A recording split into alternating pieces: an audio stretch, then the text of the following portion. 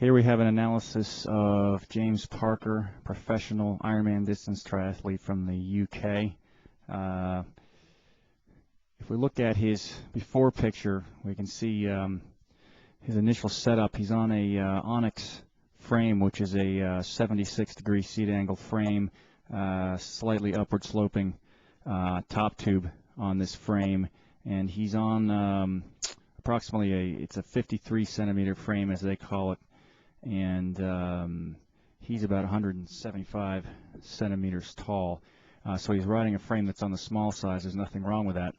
But we'll also notice that he is using, for his size, a good bit of drop between the saddle and the armrests. And when you want to adopt an aggressive position like that, you need to also adopt a forward position in order to get your hip angle open enough and generate the maximum amount of power. I think the first thing we can see when we look at this picture is a lot of curvature in the back and essentially what looks like a very bunched up position.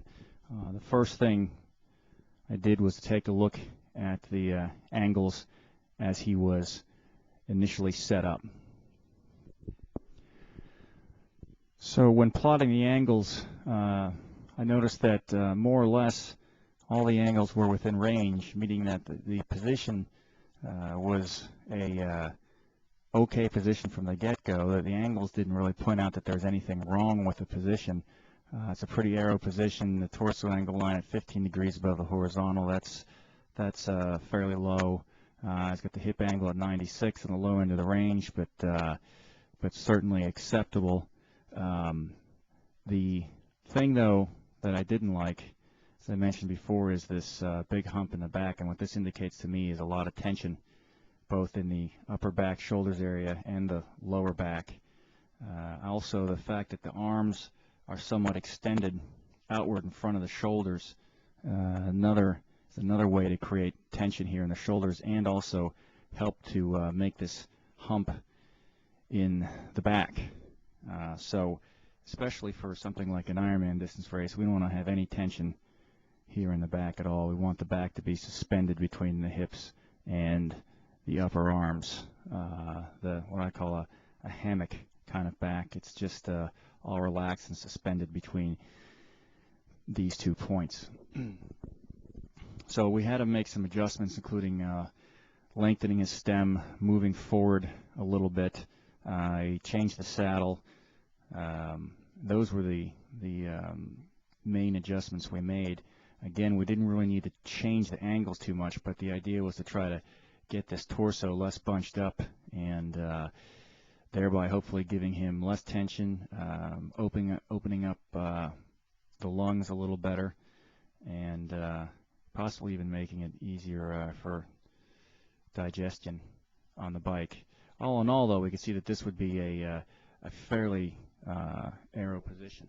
Now, the after we can see over here on the right, it's a fairly subtle difference, but you should be able to see that the back is much less humped than it was, and he looks a lot less bunched up than he was. He's got long femurs, so his knees are going to come close to his elbows in any case when he's set up like this. But all in all, this position looks much better, and we can compare it to the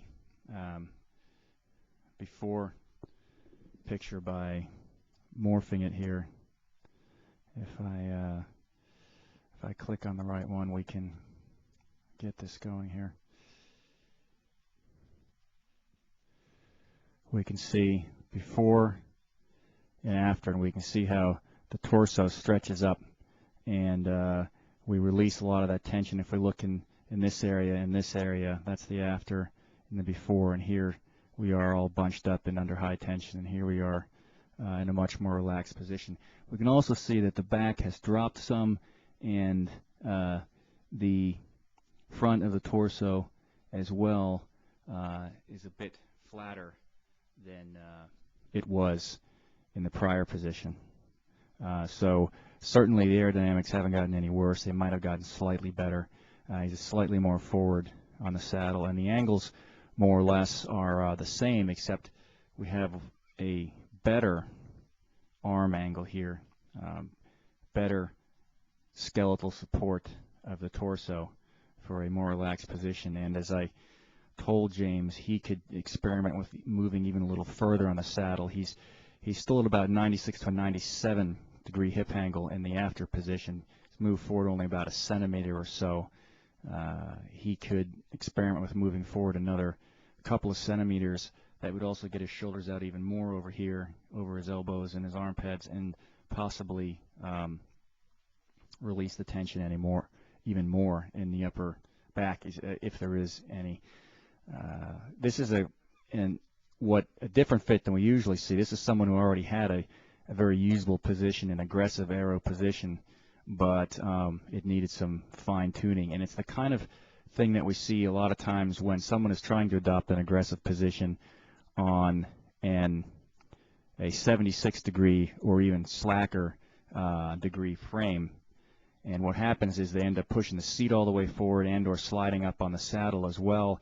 And what that does is effectively shortens up the top tube a great bit. And that may work for some people, but in a lot of cases you end up with a very short top tube for the frame. He was using a 100 millimeter stem, and we lengthened it out to a fairly long stem, which is 130. But he preferred, rather than going with a bigger frame size, he likes a small frame, he preferred to go with a longer stem and keep the same frame.